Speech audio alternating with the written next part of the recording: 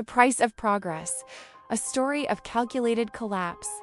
The Philippines, an archipelago nation, is a natural treasury. It's a country historically blessed with stunning biodiversity, pristine coastlines, and mountains rich in mineral wealth and timber.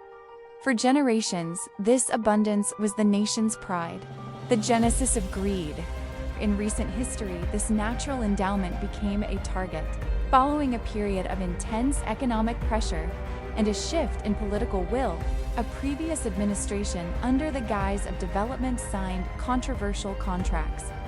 This decision reopened vast swaths of land and mountains to large-scale commercial mining and logging operations.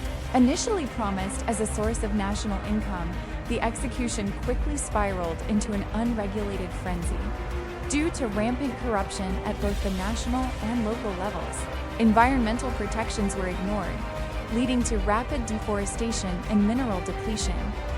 The mountainsides, once stabilized by ancient root systems, were stripped bare, turning fertile soil into loose sediment. The engineered disaster. The true catastrophe was not merely the environmental damage, but its strategic weaponization. A tycoon whose ambition stretches far beyond simple resource extraction. This individual's syndicate, operating with impunity, systematically corrupted a vast network of public works projects, including critical flood control and drainage systems across major urban centers. Funds for building strong seawalls, effective drainage pumps, and maintaining river embankments were allegedly siphoned off or deliberately misspent, resulting in poorly constructed, non-functional infrastructure, or in some cases, projects built to deliberately fail.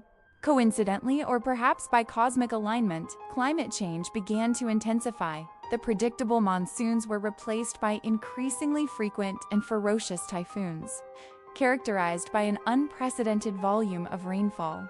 The combination of denuded mountainsides causing massive soil runoff and sabotaged flood control systems created a perfect storm. Major cities, particularly those with congested coastal or riverbank areas, began to experience catastrophic, repetitive flooding. The Masterplan, crisis capitalism, what appears to the public as a tragic string of misfortune, a combination of bad governance, bad weather, and poor plannings. In this story, a calculated act of economic warfare. The businessman's motive is land banking and strategic gentrification. Phase 1, informal settlers. The repetitive, devastating floods wipe out the flimsy structures of the informal settlers, often called isquatter or urban poor, living on high-value riparian or coastal public lands.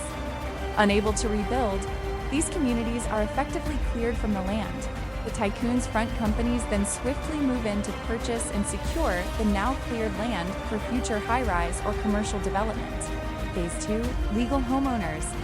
The relentless flooding eventually breaks the will of even legal, middle-class homeowners. Faced with mounting repair costs, insurance reluctance, and the sheer terror of rising waters, they begin to sell their properties at distressed prices. The tycoons' entities are the willing, silent buyers, acquiring blocks of land at a fraction of their pre-flood market value. The payoff: once the syndicate has acquired the desired volume of contiguous, strategically important urban land, the crisis will abruptly end. The massive, well-maintained flood control project that the country truly needed will finally be built, but by the tycoon's own construction firm, and only to protect his newly acquired multi-billion peso developments. The flood control then becomes a permanent feature, securing the value of his investment for generations. This narrative frames the devastation not as a punishment from God, but as a cruel, highly modern form of elite manipulation, using environmental collapse and government corruption as tools to seize land and wealth from the vulnerable. This rephrasing emphasizes the intentionality of the disaster and connects the environmental and political failures to a clear, malicious economic goal.